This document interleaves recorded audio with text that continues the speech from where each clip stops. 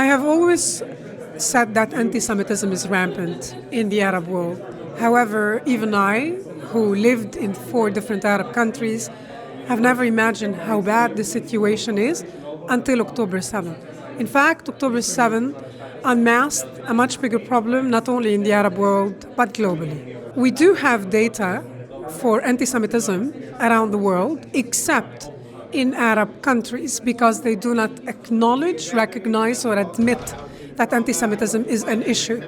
And when Arabs deny that anti-Semitism is a problem, we ask them, where are your Jews today? More than 800,000 left the Arab world since Israel became a country. What needs to be done, first and foremost, is invite them to recognize, admit that it is an issue, for them to understand that anti-Semitism has caused, above all, problems in the Arab world, and if they want to address their issues and problems, they need to reconcile with the existence of a Jewish state in the so-called Middle East. October 7th helped us recognize how bad anti-Semitism in the Arab world is, but it definitely also contributed in a rise sharp of Jew hatred and anti-Zionist sentiments across the Arab world. Even those who considered accepting Israel in the region rejected passionately after seeing the horrific video footage emerging from Gaza.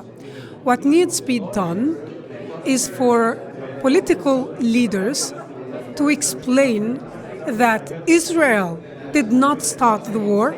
We need to get rid of Hamas. We need to expose them as liars.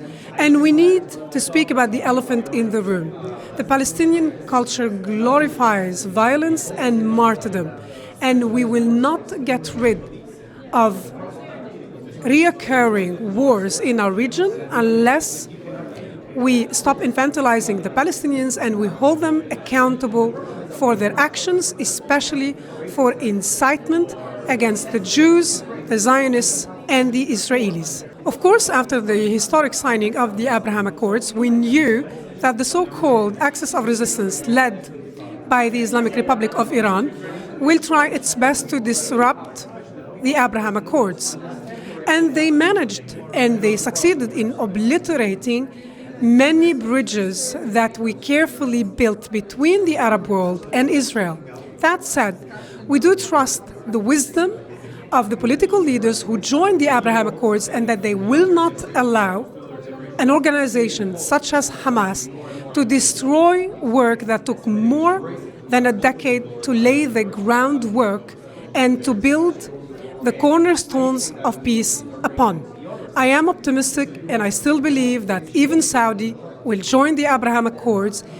They delayed the process, but they did not manage in destroying it.